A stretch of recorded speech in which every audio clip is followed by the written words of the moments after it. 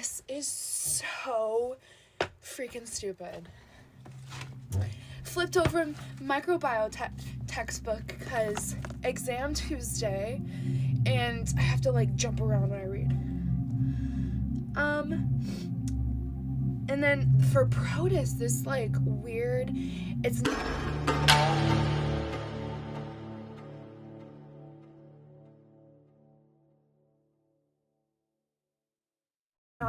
it is a eukaryote. Most eukaryotes are protists, but not, yeah, majority.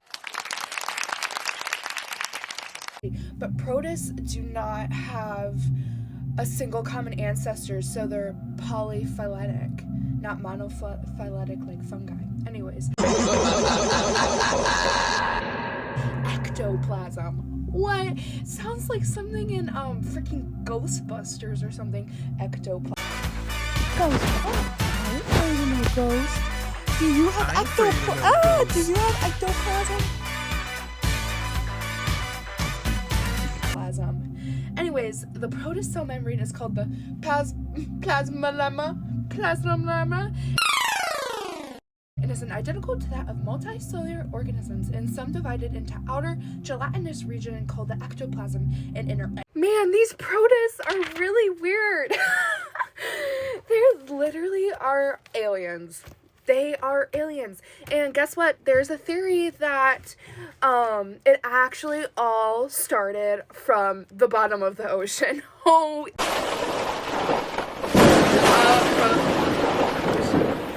isn't that awesome? There's so much of the ocean we have not explored at all, ladies and gentlemen. Ladies and gentlemen, my computer won't turn on. I'm like trying to get it to turn on. I had to like I don't know what's getting me into these protists right now.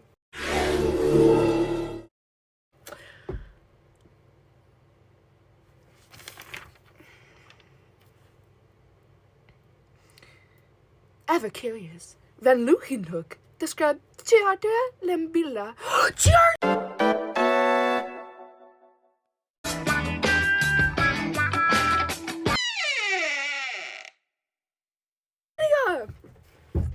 Uh-oh, guys.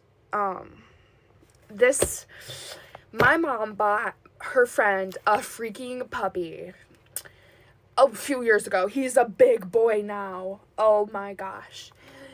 But when the moment, like, I think a week after, the friend was out of town, and the puppy got giardia. And it's, like, diarrhea. And, like, bloody. It's kind of gross. But anyways, it's caused by this protist. And apparently another protist, and it's not a fungus, and it's not a bacteria, because it's technically a eukaryote, because it has a membrane enclosed nucleus, which is usually eukaryotes versus prokaryotes. But they say prokaryotes isn't the correct term anymore. I digress. We're talking about the protists. A whole list of diseases that are caused by protists and not bacteria and fungi. See, I feel like people are like, okay, I get bacteria, I get fungi. But in common knowledge of a person, would they know a protist? Or an archaea? You know what an archaea is? That is a prokaryote because a fungi is a eukaryote. Fungi are eukaryotic. They have a membrane enclosed nucleus. But archaea are like things that live in like the Yellowstone. And like they told us this story where someone hopped into Yellowstone like hot pits, at archaea-filled hot pits.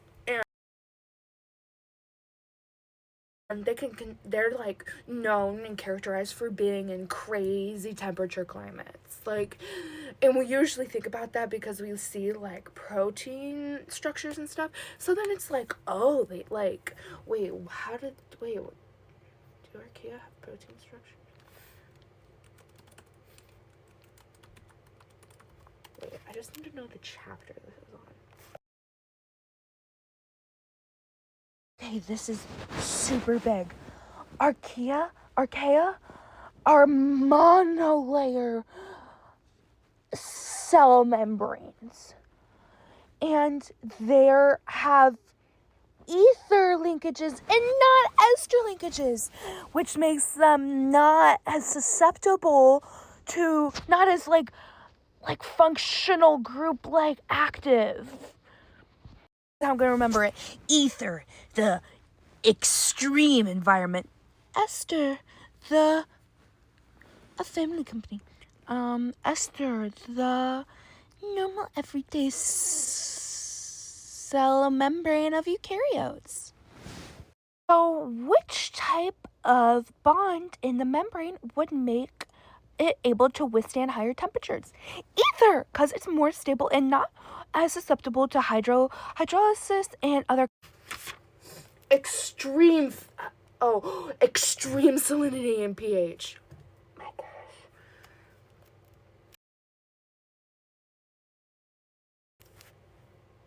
Chaperones, oh yeah, because they have different proteins altogether. And don't get me started on proteins.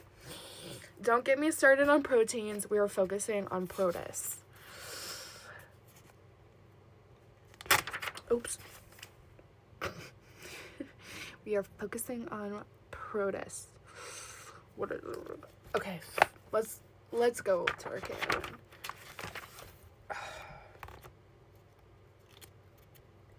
Oh, not proteins. But I did find good. Oh my gosh.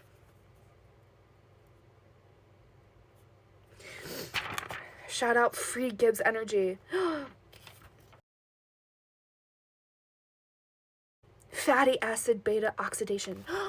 Oh my gosh. I didn't get to learn this in biochemistry because we didn't get to it. I mean, maybe we did. I can't remember. Fatty acid beta oxidation. Wow, it's oxidation because the CH2 and this is not interesting to anyone but me. The CH2 and the CH2 gets reduced, forms a more carbon-carbon bond. Oh no, it's getting oxidized. Oh my gosh, wait. No, because the number of carbon-hydrogen bonds are decreasing, that means it's getting oxidized because it's getting closer, and then that is also oxidized further with water. So water would probably go into that bond. Wait, I'm literally so forgetting. No, literally this just electron here gives it off to the O, and then it kind of pops off into that H, and then it gets like that. Just electrons are so freaking cool. And then what is it? Yeah, just an oxidizing agent. That this gets reduced and the other gets oxidized, because it's always the opposite. So if this is getting reduced, the other would be getting oxidized, and oxidized because the carbon and O double bond, like there's more carbon oxygen bonds. So this, it would be the more oxidized form. This would be the reduced form. Anyways, and then acetyl-CoA would come in. Okay, then acetyl-CoA, also in the citric acid cycle. Different one. How cute. Okay. Oh, not cute. Ooh, I'm like, oh no, but I definitely am cute. Like, I didn't mean it like that. Did not mean it like that. This is the cool thing about the ocean. I got back to it. I'll just read this whole part because it's for fun. Whether or not early life was RNA-based, one thing is clear. The origin of life needed energy to synthesize biomolecules. So, perhaps the most fundamental evolutionary question is, where do biomolecules and the energy needed to build them come from? 3 hypotheses have been suggested. First, panspermia theory speculates that meteoroids bombarded the planet, bringing them otherworldly biomolecules. Second, the more familiar primordial soup theory suggests that organic molecules were spontaneously assembled by an input of energy, such as lightning strikes. The last theory, which gained evidence in recent years in my textbook, recent years. So when my kids are learning in school, hopefully they love science, because they're going to be reading things we're discovering now, but unfortunately it's halted because of the government. Research is like really frozen on the university level, in general, at hospitals even. Like, the research funding got cut by the government. Does that make sense? Like, I feel like the more we know about, like, the science, like, the more creative. I don't know. I just think the whole publishing data and papers right now, I just don't know if it's, like, fast enough anymore. Because no one wants to read all that. I mean, sometimes I do, but sometimes I'm like, wow, this is a lot of, like, just make it simpler. Like, because you're really in it. You're in that deep. So, psychology ones aren't like that so much. Zebrafish are awesome, though. They do, like, such cool stuff, like, for mirroring nervous system stuff. And, like, the nervous system is, like, on, like, I don't know, I feel like really, like, hot to study. Hydrothermal vents are geothermically active deep-sea chasms, thousands of meters below the surface of the ocean. Their discovery in 1977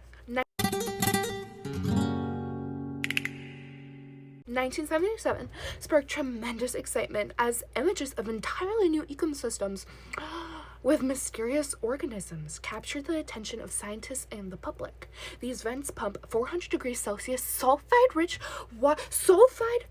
water into cold ambient air, causing a sulfide to instantly precipitate. So these chimney-like structures are dubbed black smokers. In 2000, scientists made yet another deep-sea discovery with a different kind of vent system. These are cooler, 45 to 90 degrees, and alkaline, 9 to 11, so more basic. When these waters mix, it makes the seawater about a pH of around 8. Calcium carbonate precipitates, forming white chimneys. These are cool. Oh my gosh.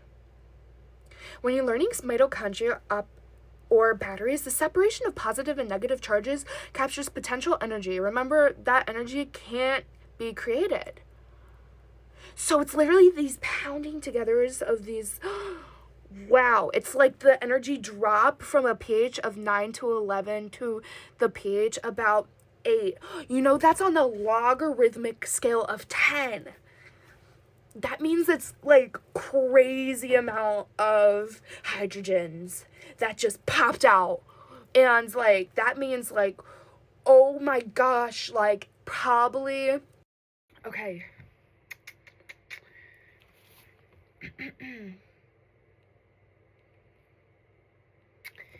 I'm moving on to fatty acids. We did not really get to this, and it's not what I need to know right now, but it is definitely what I need to know. First off, fatty acids are fuel molecules. They're stored as triglycerols, also called neutral fats or triglycerides, which are uncharged esters of fatty acids with glycerol. Uncharged esters of fatty acids with glycerol. Uncharged esters of fatty acids with glycerol triglycerides. I just need to okay, why are fats difficult to digest?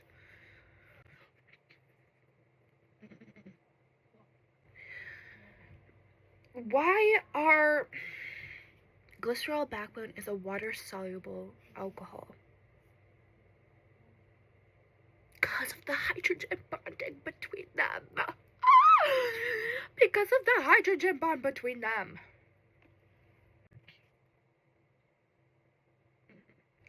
3 stearic acid molecules.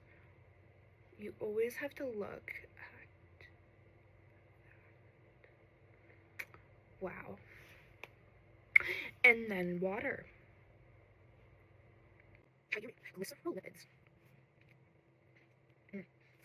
Stearic acid. 1, 2, 3, 4, 5, 6. 1, 2, 3, 4, 5, 6, 7, 8, 9, 10. let me count. Stearic acid. C18H36O2. It softens skin provides skin softening benefits, creating a protective moisturizer barrier without clogging pores. Oh my gosh, are we getting into beef tallow right now? Is this beef tallow territory? Moo! Because it is the building block of, guess what? Getting into a triglyceride. Wait, right? Getting into... Wait.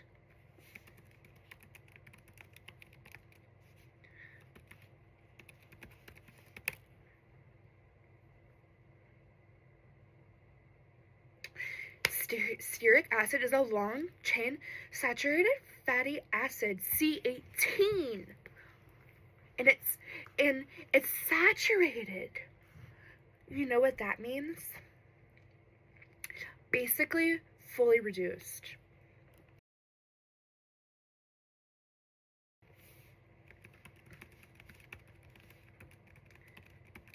Basically, fully reduced, meaning like this is super like interrupted, but I've been using this on my face, and like I used to like get like rashes and stuff.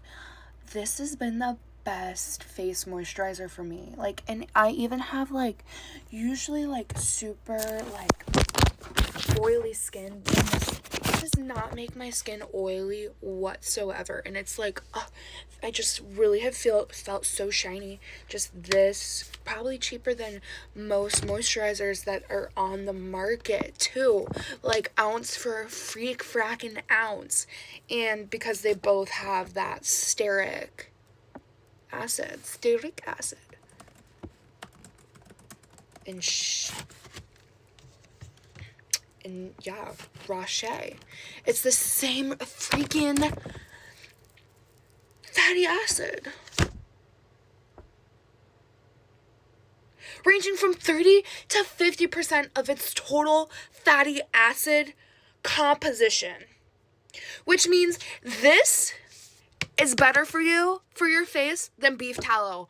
Because the stearic acid is literally more. And guess what? They didn't really have to do a lot of like extracting the stearic acid. Like, if that's the molecule that would work, it's just straight up raw. It's raw. And like baby like smooth skin. Saturated fatty acids are considered fully reduced in chemical terms because their carbon chains are completely filled, saturated with hydrogen atoms containing no double bonds.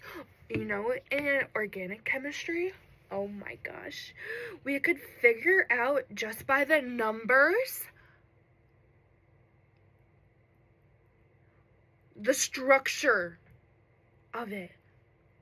Like, wasn't that a thing? The numbers, and then you had to build the double bonds. Numbers of degrees of saturation.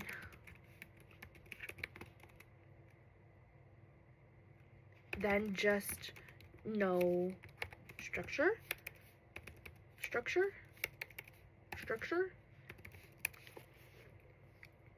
Degrees of unsaturation.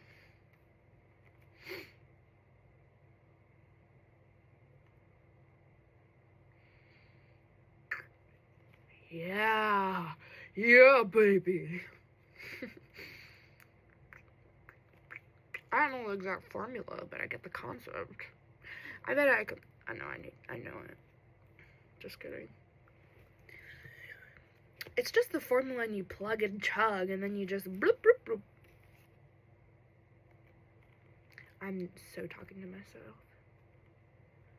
In 2020, wait, what? You know, Wikipedia is actually funded by rich people who just do it for education, and it's not bad stuff. My biochem professor would like search up stuff on Wikipedia all the time. just to like get like a condensed. Guidelines released by many medical organizations, including the World Health Organization, have advocated for reduction in the intake of saturated fat to promote health and reduce the risk from cardiovascular disease. Yeah, saturated fats aren't the best. So what about unsaturated fats? Fatty acids. Meaning it's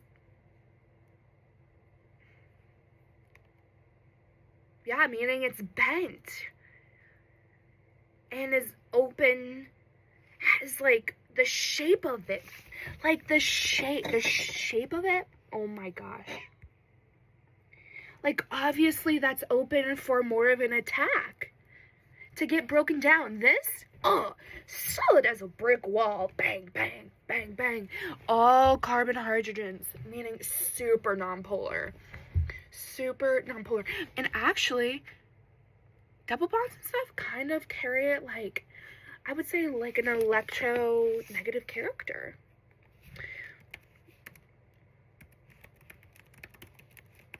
Let me fact check. Carry electronegative.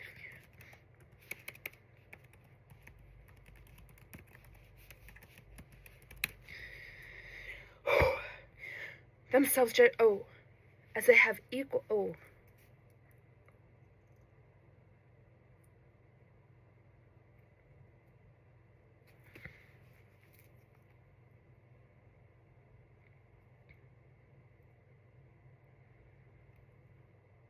the sp2 hybridized carbon is slightly more electronegative than the sp3 carbon, right? Because it would be more stable.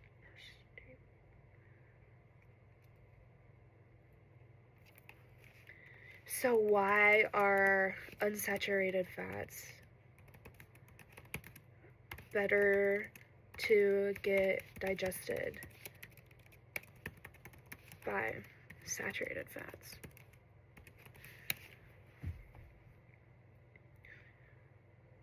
Yes, that's what the kink open for attack. Oh my gosh, it has to do with intramolecular forces, between the molecules of the same kind. These makes them easier for digestive enzymes to break down, because if you think about it, if you can pack to saturated, there's no little squirmy little thing you can slip in and get one of those carbons and make it do something. It's a functional group. The other one did not have many functional groups, because those always kind of stick out to you and dictate what's going to happen with the chemical. I mean, more like the molecule. I swear, I'm not getting this excited. Okay. Wait. Back. Okay, wait. Now I'm getting biochem textbook now.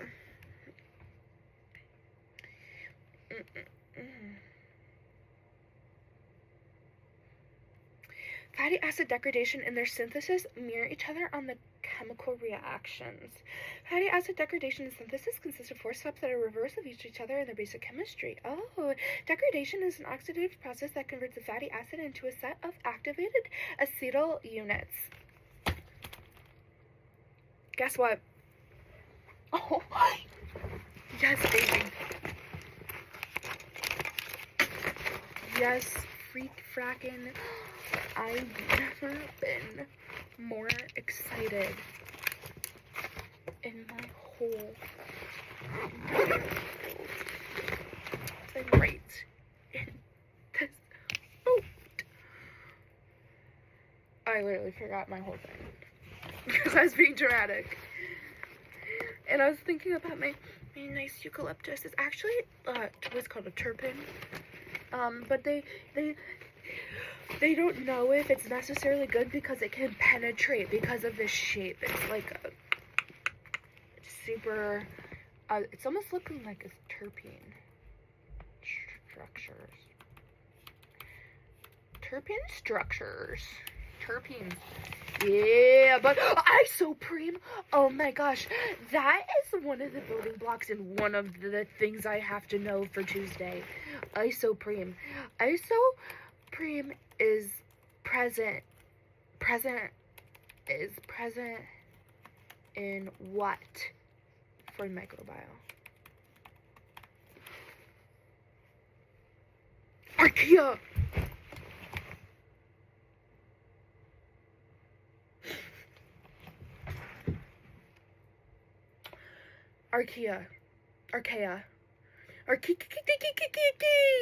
Kiki, do you love me? Are you riding? And you never want to see me beside you. And I want you. And I need you. And I'm down for y'all. Anyways, I got this. Guess what? No lines. Just dots. Just dots. Going feral right now. I'm gonna try to read this. Apparently Oppenheimer read this. Just kidding. I would never be an Oppenheimer. Because I've read Frankenstein too much. I was born in the darkest ignorance. My spiritual master opened my eyes with a torch of knowledge. I offer my respectful obediences unto him. Onto she, probably. Probably her. When will Srila Rupa Goswami, I don't want to be culturally inappropriate in mispronouncing, who has established within this material world the mission to fulfill the desire of the Lord Katyana, give me shelter onto his lotus feet.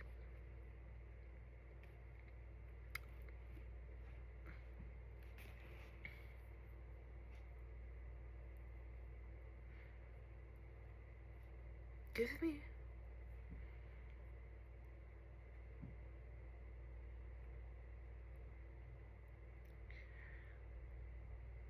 Srila Rupa Goswami. Srila Rupa Yasmin. Srila Rupa Goswami. Rupa Goswami. In the Kali Yuga. I'm not Krishna in Kali Yuga. Wait, no, 1564. Sri Radha. Sri Radha. Supreme Feminine Divine. I'm not making this up.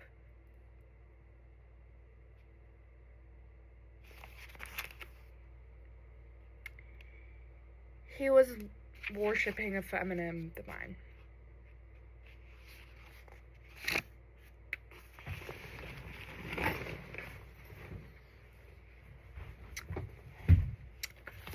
She is the complete incarnation of what is this?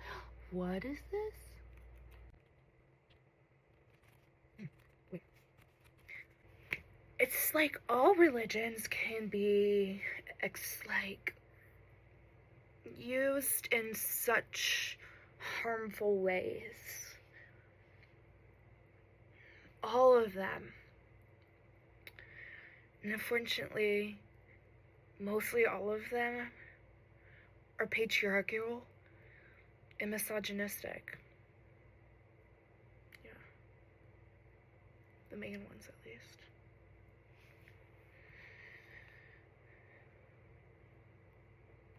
I'm just being dramatic. Oh my gosh. The supreme Hindu goddess of wealth, fortune, power, and prosperity, serving as a divine consort in energy, Shakti.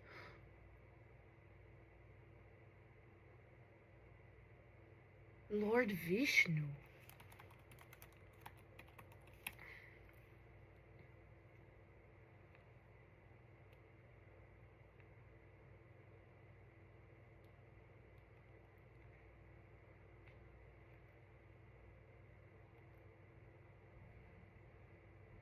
Wow, this is really cool art.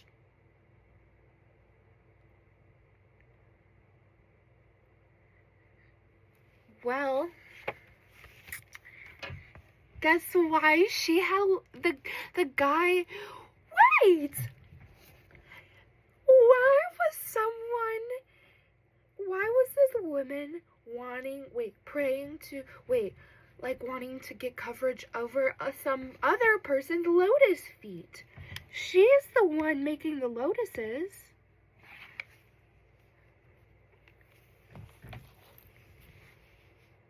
She made the lotus feet, which makes sense because, like, women make, like,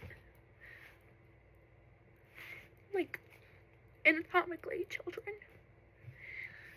Well, I mean, it's not like a one-man job, but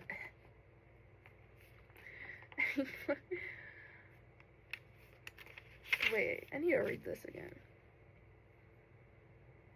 Under his lotus feet, Srila, oh, he was the lotus foot person's mentor.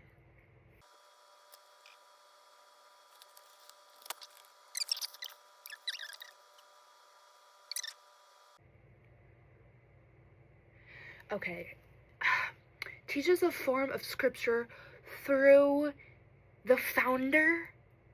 Interpreted through the founder. It's not the books that are the issue. The interpreter. Yeah. We're in the Epstein files now. It just dropped. Epstein files.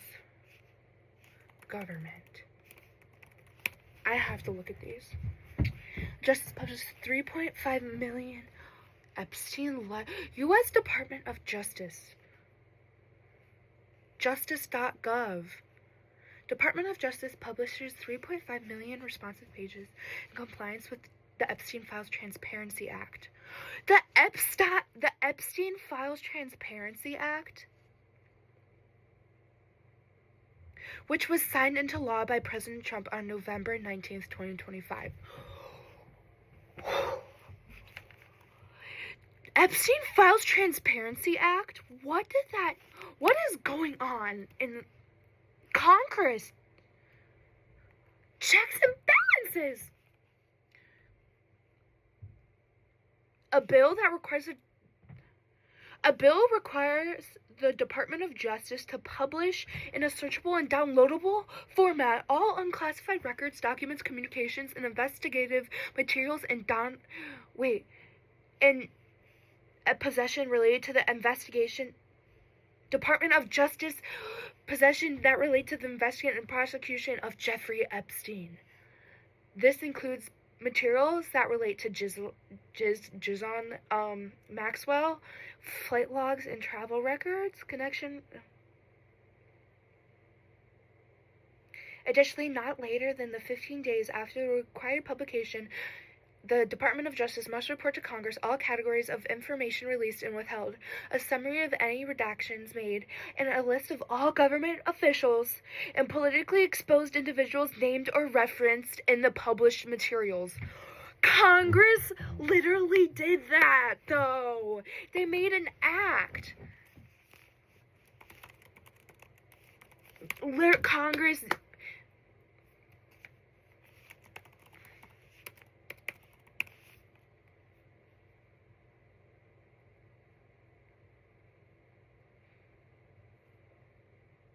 A law formally passed. They passed a law. Congress got a law passed to make sure people could download in a downloadable form the Epstein files. Congress passed an act.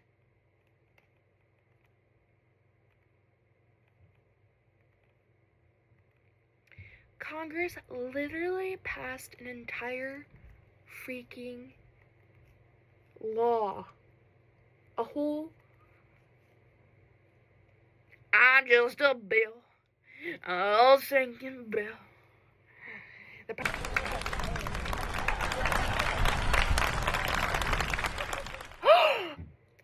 Both of his parents are immigrants, and he presented the bill of the Epstein Transparency Act.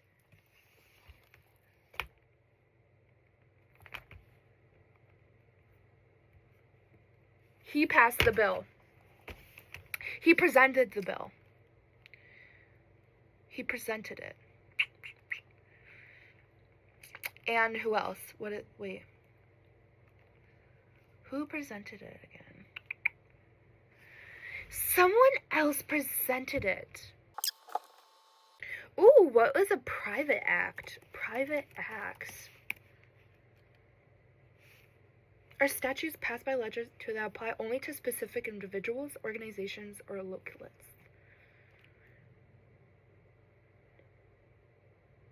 In the US, they are used for specialized reliefs such as immigration or claims, while in the UK, they historically authorized infrastructure projects such as railways or personal matters. Divorce? What? So, like, what? So how did ICE bring up into this?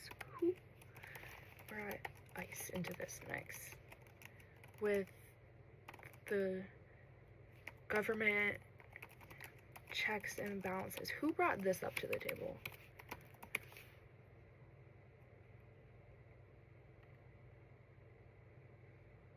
Oh. U.S. Immigration and Customs Enforcement was created in 2003 by George W. Bush, following the passage of the Homeland Security Act in 2002. This reorganization merged agencies from the Department of Justice and Treasury into the new Department of Homeland Security. As a direct response to the 9/11 terror attack aiming to strengthen national security.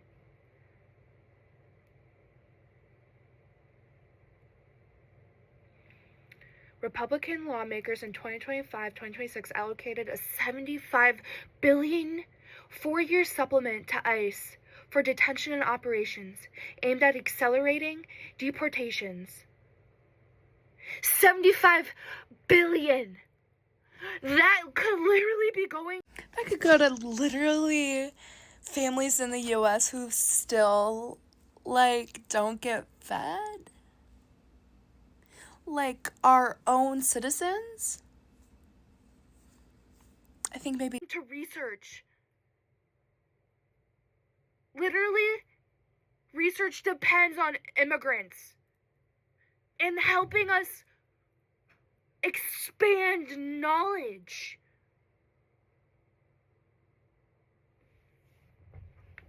I'm just confused.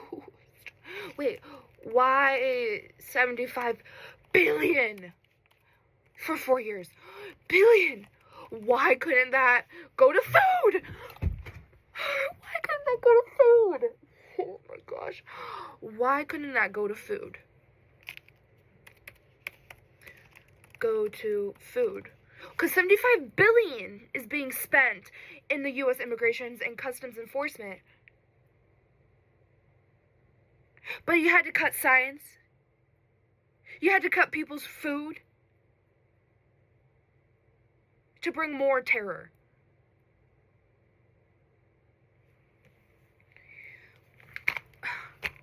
I'm so glocked right now. Wait, the New York Times and NPR.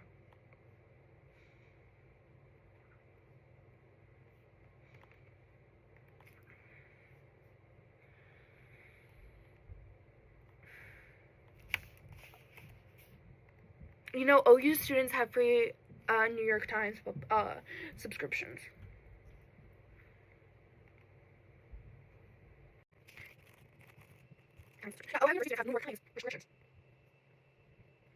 Instructors can now integrate New York Times articles into coursework as credible, real-time examples of current events, politics, science, and more, offering students reliable sources to support research and writing assignments. Yeah, OU students have free New York Times through the library, and you can read so much cool stuff going on. There is articles by PhD people and more.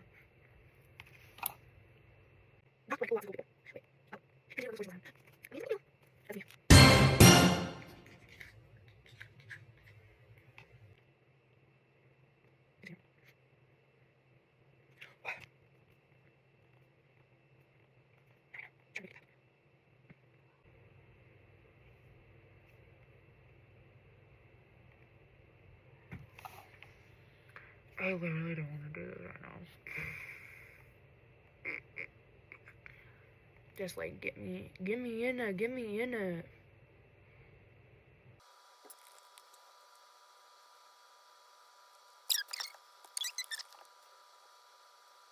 And people need to read like the news. Like reading the news. Like read an article. Because we don't have newspapers anymore. And people like are on their phones a lot, not like reading a newspaper. Not reading the paper. I don't know if I can't trust listening anymore. Like on the TV. Because it's just too show. So you just gotta read that pop.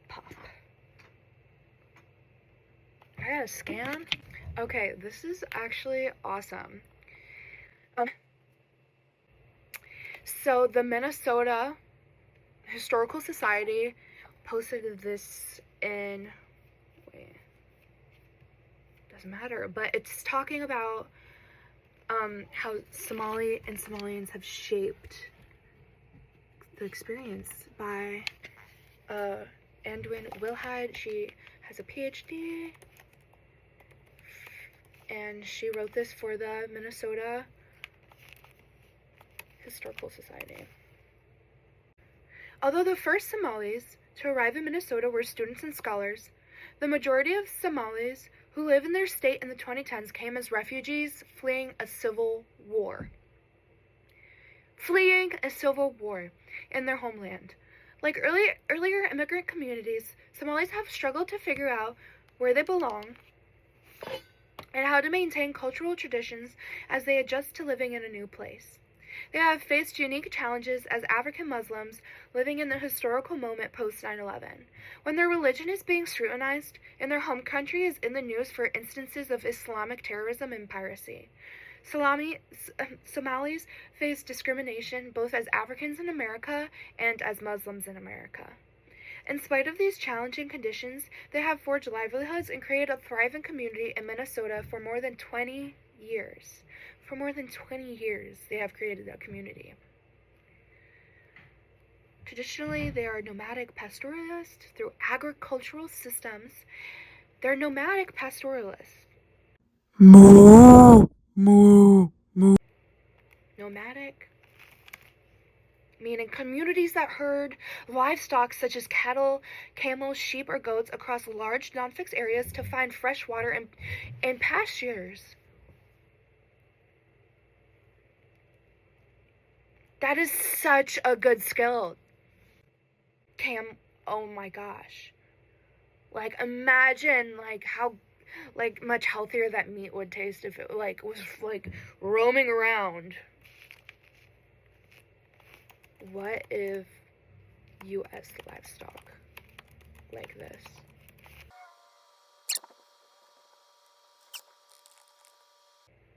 If U.S. livestock were managed like nomadic pastoralists, the industry would shift from fixed, grain-fed feedlots to highly mobile, pasture-based herds seeking fresh water and forage, potentially reducing land degradation.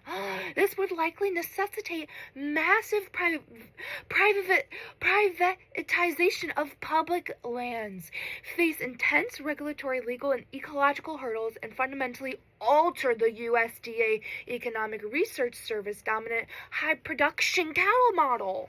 But that's not healthy.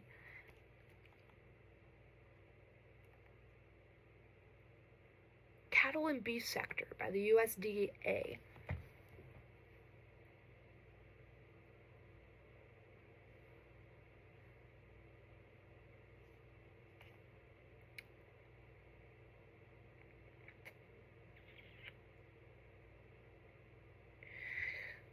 Oh.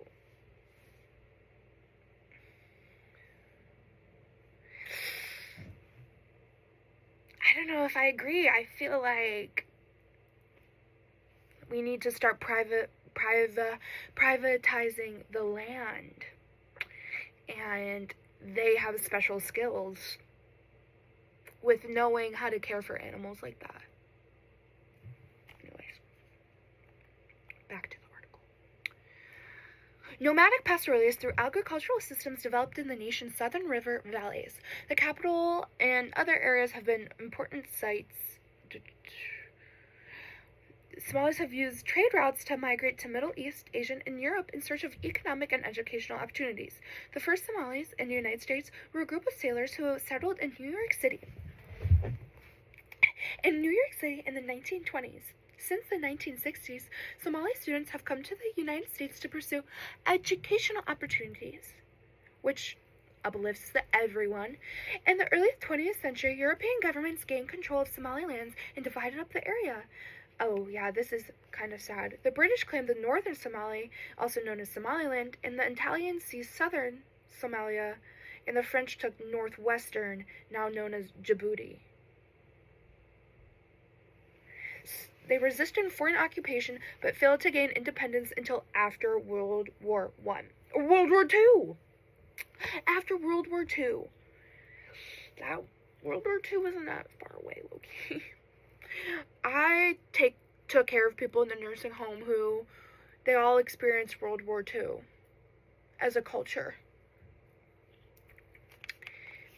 I asked someone, like, what was like the best day ever? And she said when I found out World War II was ending and my brother would come home safe.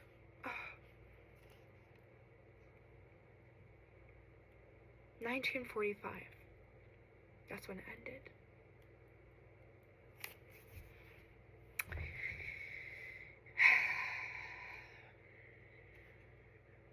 Because what happened after World War II?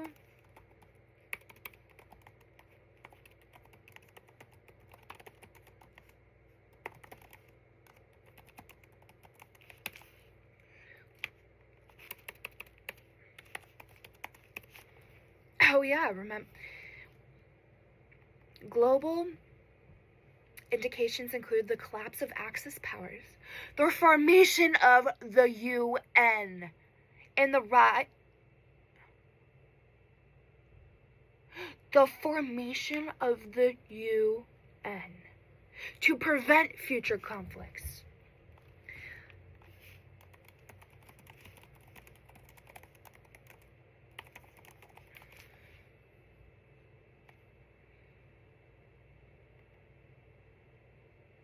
Oh my gosh.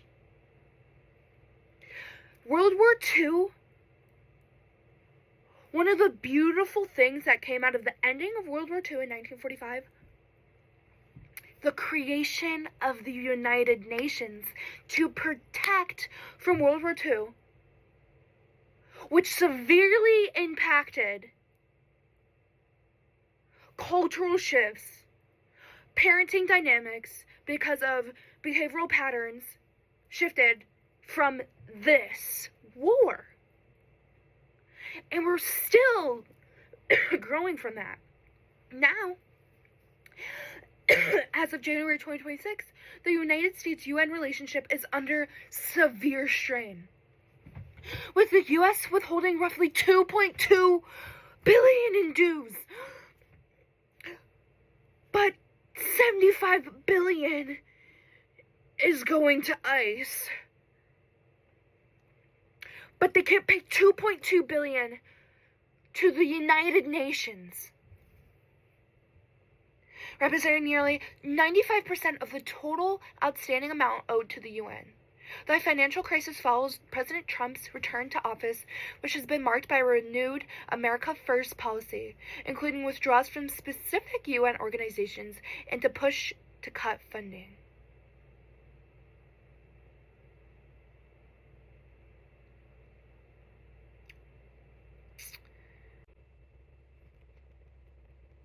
The United Nations, wait. Oh yeah, anyways. Since the Civil War began in Somalia, the United Nations has reported that more than 1 million Somalis have left the country as refugees or asylum, and there are 1.5 million people who are internally displaced from their home. The United States began issuing visas to Somali refugees in 1992. For those who received a visa, the decision to leave families and homes in the East Africa was painful, but many did leave and resettled in the United States for those who received a visa. Somalis started arriving in Minnesota in 1992. Some came as refugees, while others arrived as immigrants through the sponsorship of family members or relocated to Minnesota from other parts of the United States. Refugee settlement agencies like the International Institute of Minnesota and World Relief Minnesota, nonprofit faith-based service organization have helped Somali individuals help facilitate the migration of Somalis in Minnesota.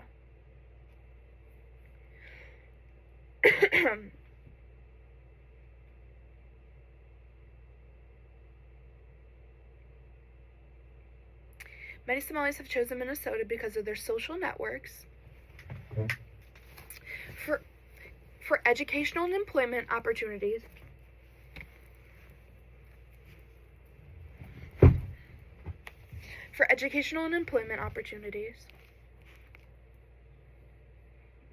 and access to an array of services. Somalis also cite Minnesota's high standard of living and a reputation for martisur, hospitality. Martisur.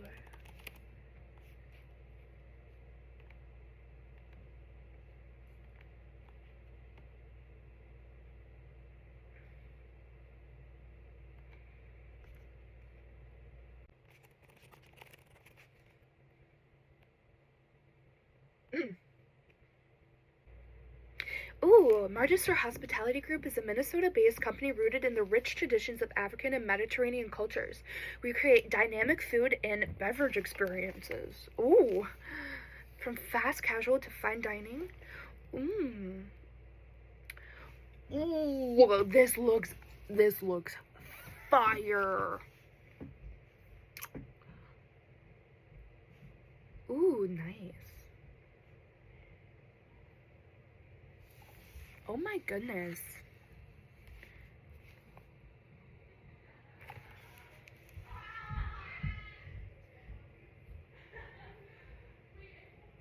Yum. Dynamic flavor combo. That's awesome. Community. Like partnerships like the Kitchen Coalition.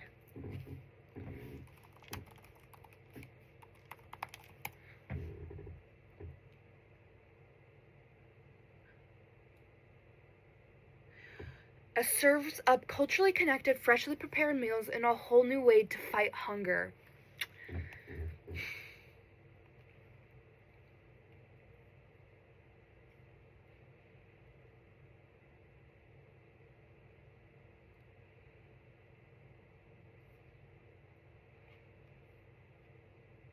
Wow, it spans 3 countries.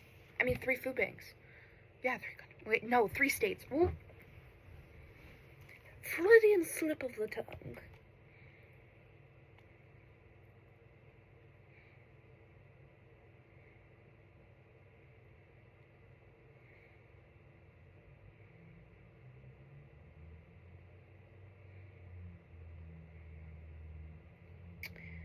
Wow, how awesome. I'm gonna follow them. Kitchen Coalition.